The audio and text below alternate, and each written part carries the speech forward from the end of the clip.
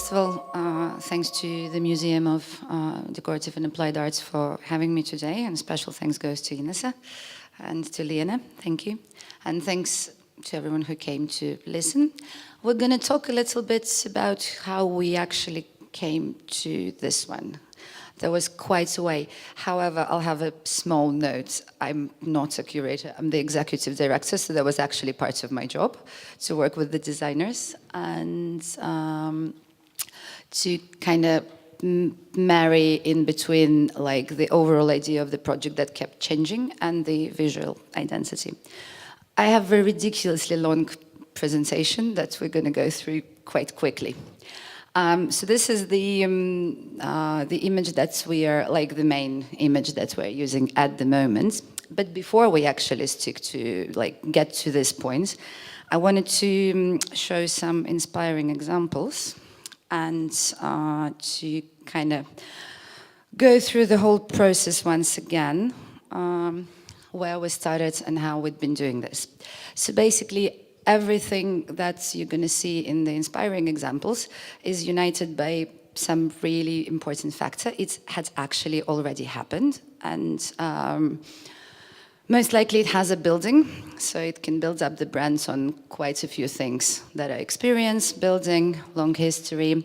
We didn't have any of this because, as you might know, Riga Biennial is happening for the first time this year, starting from 2nd of June until 28th of October. There was a marketing moment. Have a website and Facebook. Please follow for any updates. So we were actually building the brand from scratch and didn't have anything yet, and like apart from an idea of having an exhibition that's gonna be held every 2 years in Riga, Latvia. So we've been trying to pull together lots of examples of the design that's actually inspired us, obviously from the cultural institutions. There is a quite famous case study in, I think, every course of design, which is Tate.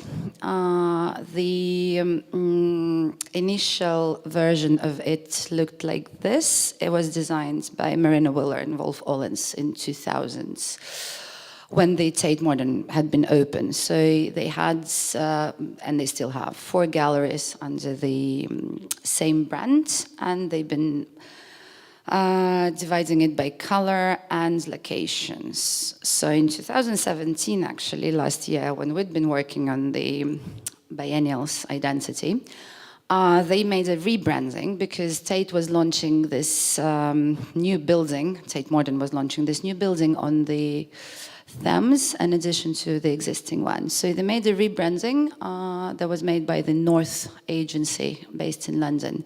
So instead of having this spray can logo and dividing it into the 4 different sub logos, because at the end of the day it all just became really messy and no one really could get the idea whether they should use the color or the text. So North came with the idea of moving into the dots and merging the, let's say, the logo with the text rather than the image. We're going to see quite a few examples in here. And working with the, do you see my, yeah, you see my mouse when I'm pointing something out. So actually, the smartest idea was to use the graphics together with the text and with, let's say, the mottos. You'll see, we're going to get to how we, embedded this at the end of this presentation. So these are, again, the inspirational examples. So the dots are being everywhere now, and the text is being varied for any kind of purposes. Another inspiring thing was the Wills Museum in Brussels that has the E in their logo, shaped in the form of the building, but we didn't have the building. But that was still very inspiring, and I still find it a very nice example of the cultural design. We're getting closer to branding something that never happened before, because this is a logo for Manifesta 11 that had been held last year in Zurich, but it was their 11th edition, and again, it was inspirational, but not really useful in terms of practice. But that looks beautiful, and M and 2 ones form both the letter and the number of edition. So that was also something really, really inspiring. Then we have the Whitney Biennial that marries all of their things with the W, doing it here and here. And then we had the Oakville galleries who are doing like 3 things in the same logo. 4 things actually, marrying Oakville Ontario gallery and saying that it's 2 galleries, not 1. And obviously like sending to chemistry by Mendeleev. And then again, Manifesta, they still do the greatest job in designing everything for the for their editions, because this one sends us to the venue that was actually former coal mine building. Yes, this is here. This is Casco from the Netherlands, also very, very, very much recognizable.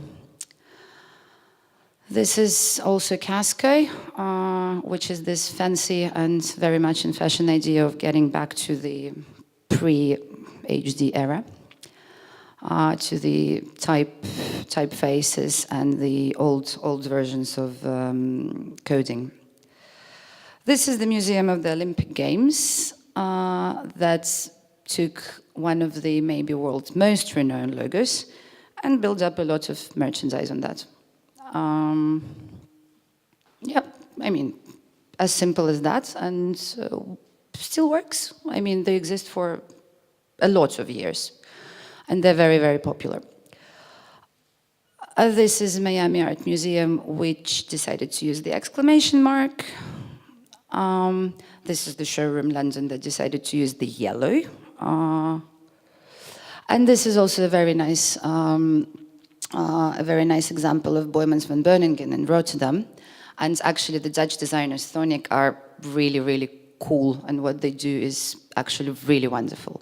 So they developed the B with the stripes, and they very smartly incorporate it into everything they do. And it always looks differently, yet never boring.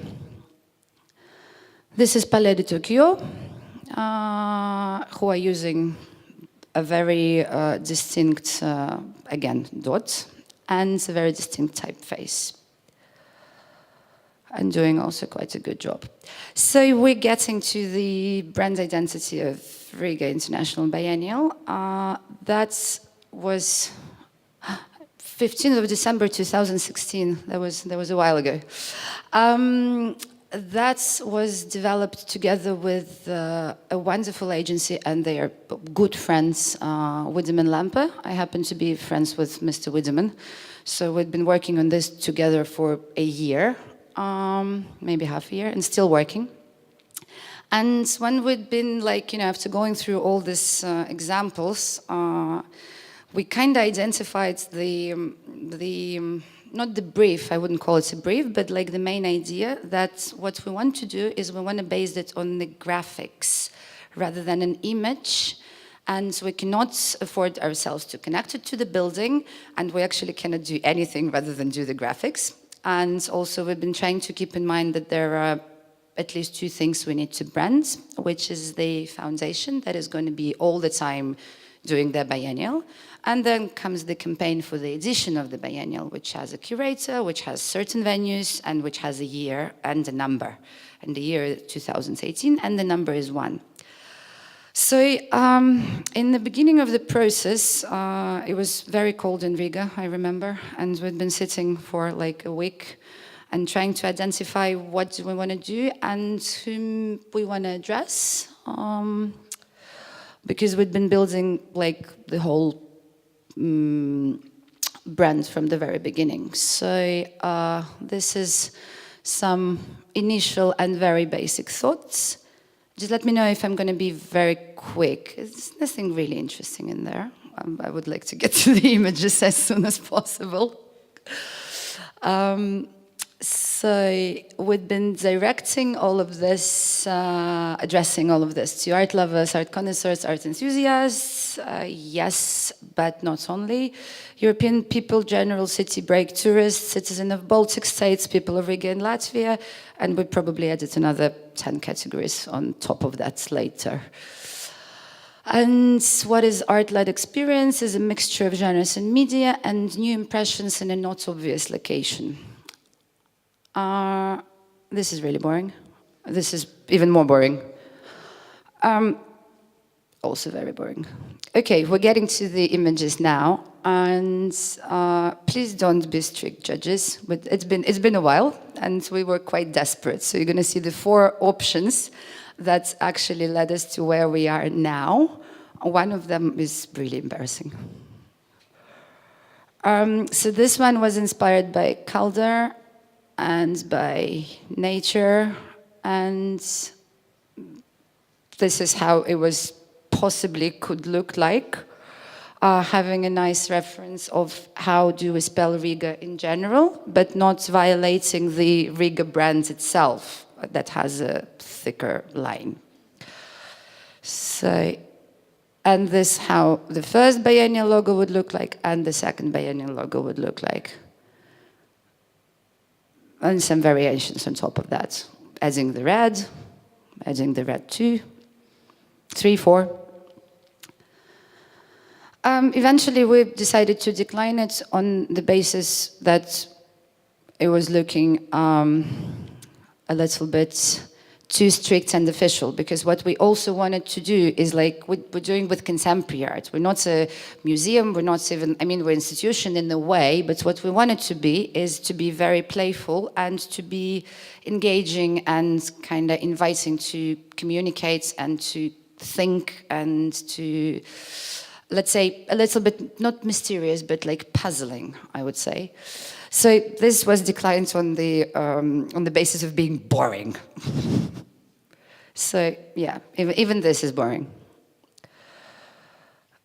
Even when we had the color. So that's the closest one to the final one. So I'll go very quickly through this. So with again the editions 1, 2, and 3, and all the examples. That was the next option that had been declined by the basis of the reason that it had been done before. And the very good example you're going to see not only on the screen, but also on the beautiful stands in front of me, because this is how, one of the offers how it could look like was like this. Yeah, with adding edition 1. But again, it had been done before. We obviously already knew that design days are happening and they have the same logo, so we declined it. However, I still find, like, you know, we found quite charming only one thing, which were the business cards. And everything else was like really, really hard to read. And so we had to, you know, get rid of it. This was a beautiful idea because like the standing like advertising like columns were about to be branded in the round way, repeating the logo. But again, it would be really, really hard to read. So in terms of usability, we had to thought concept only, no visuals. We're gonna that was the concept. Had been declined due to being, you know, not making sense. Anyways, so this was the second option, the third option, doing something like this. And then we realized that this one actually looks best with an image. And you don't have an image when you're working on a biennial. When you're working on a big show that is always changing, you have 85 artists. You cannot by no means use one work of one artist because it's going to be a huge scandal. Because what's wrong with the other 84? Why have you chosen number 85 or number 1, whenever you're counting from? So the image campaign was declined due to no one wanted to be massacred by the artist or the curator, which is worse. So this one actually required an image. So we decided we're going to keep it until, you know, I don't know, until they're going to be an art residency with the same name or something else, because it looks really peaceful and quiet and amazing. This is, for example, the possible branding of the factory at Biennial, which is called RER, or possible catalog. So yeah, again, it required an image, so we had to let it go.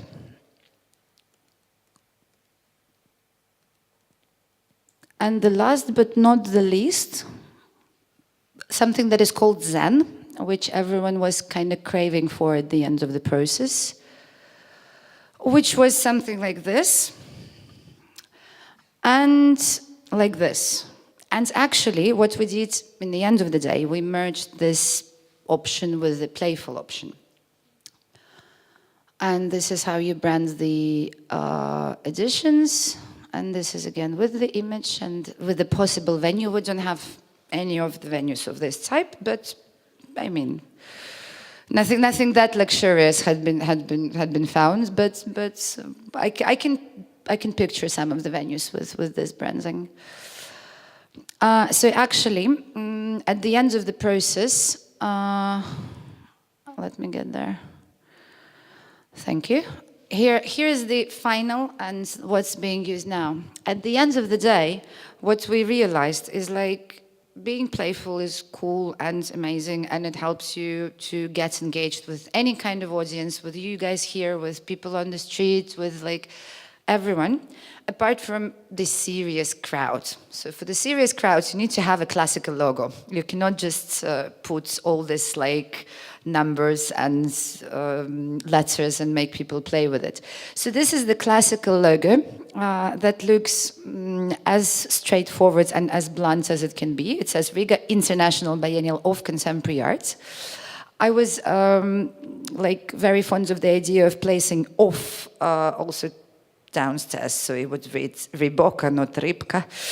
But that never happened. Anyways, so this is like the proper official logo that we use on all of our communication. And when we communicate to someone really serious and old-fashioned and very, very important, this is the only logo that we use. You know, with like, you know, you have a white page with the left corner, and there is the logo. When we want to look serious, which we are, obviously. This is how it looks in white. And this is the final version that also works with an image, as I showed you before. And it also has the incorporated logo in the right corner, because no one, I mean, while we're building up, no one really getting what RIBOCA is, so we decided to explain. Oh yeah, there it is. There's the white version. Different letters. And here's how we brand the editions, which are RIBOCA 1, RIBOCA 2, and RIBOCA 3. And this is like the, you know, some examples of merchandise and our business cards and the letters, the serious letters, and the not very serious letters with playing, with like, you know, with playing, playful attitudes. And this is actually the name of exhibition, the title of the exhibition that we're going to have this year. Still has the wrong date though. This is the website that is actually up and running, rigabiennial.com, if you need any additional information. So this is how we ended up here. And this also actually exists, and we usually carry them around with us. It's like the big banner twice of my height. We forgot to bring one today. Yeah. Usually we don't leave the office without it. And so with this design, what we did is we allowed ourselves, first of all, to brand anything, like whether it's events in Venice or a lecture in the Academy of Arts or whatever, because it has a purely graphic identity that doesn't require an image and that doesn't require anything else. And it also quite recognizable and gives you a lot of opportunities. But then we came to the point of having a campaign that we're launching in late spring, quite soon, because spring is tomorrow, it's March 1st.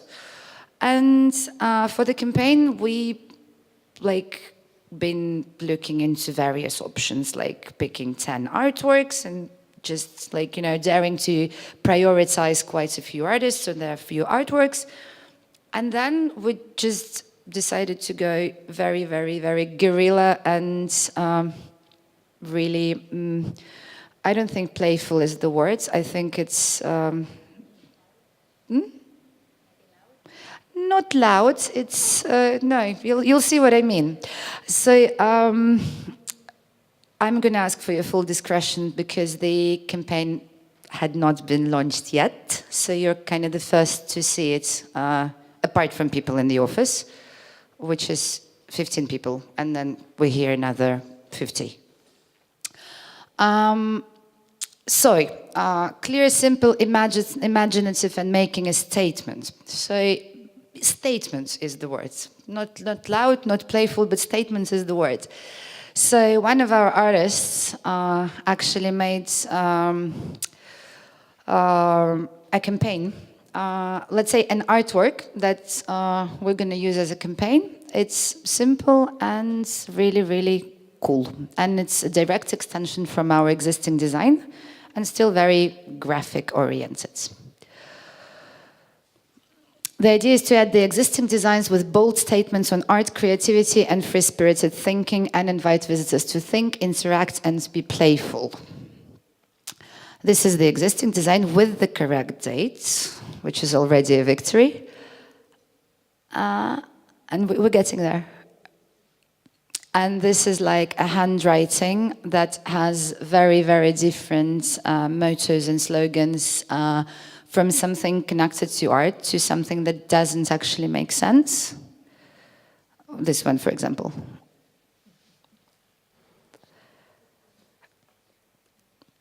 This is my favorite because it makes absolutely no sense. It's not connected to any kind of art exhibition or whatever, and everything that reminds you about it being a biennial poster is just this boring writing in the left corner. So this and this.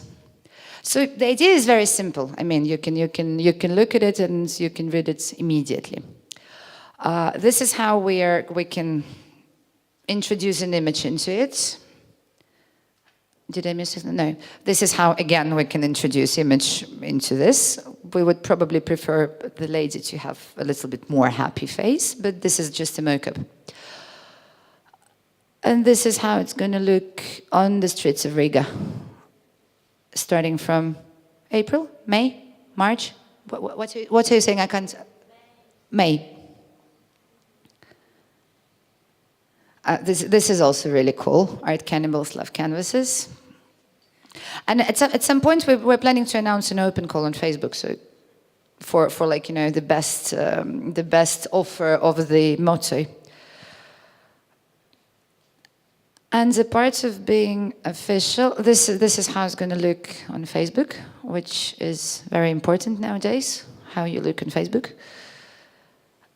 This is everyone's favorite because it kind of asks you the question of the century. I would emphasize like this. And I'm not considering it an overstatement. And this is something that people are already signing up for. And also with different slogans and mottos. Breakfast is sensible, art is full of calories. This we'd already seen. And this is a powerful statement. Critique Bibles, not spray cans. And something like, someone can just occasionally draw a graffiti on the wall, and we're going to have nothing to do with that.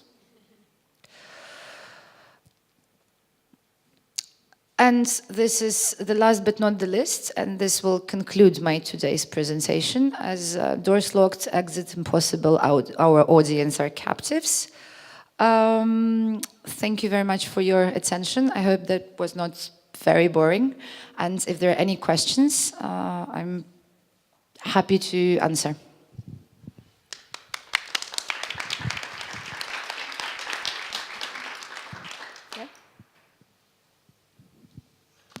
Thanks.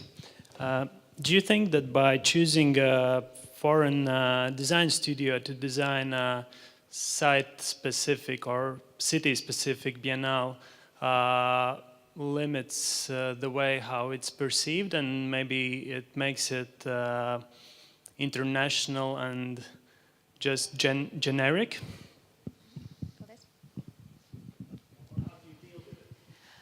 Well, how we deal with it is, that's a very rightful question, and the idea is to be international, yet very enrooted in the city.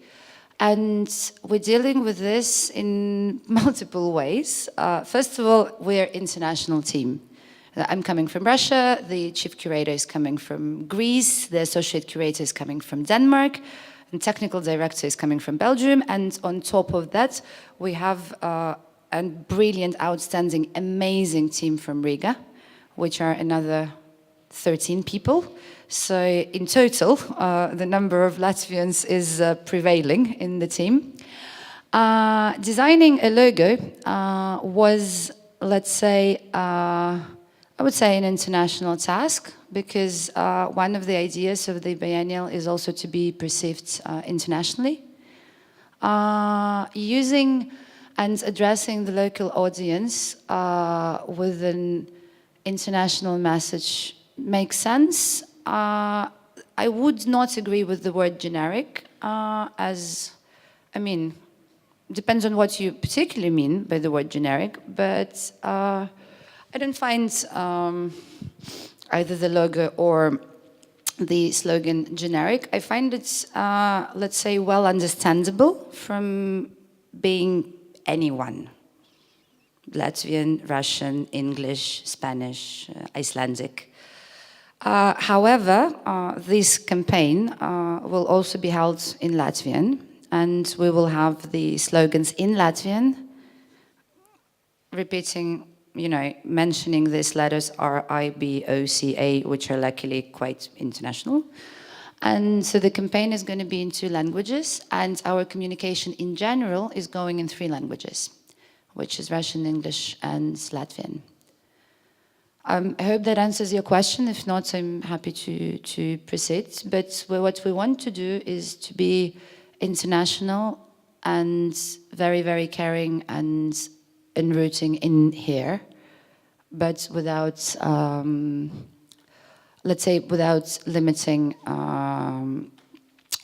the area of reach of the Biennial, you know, because we want to send a message to the world, and we're doing it in the best way possible, hopefully, with the help of the local team and the international team as well.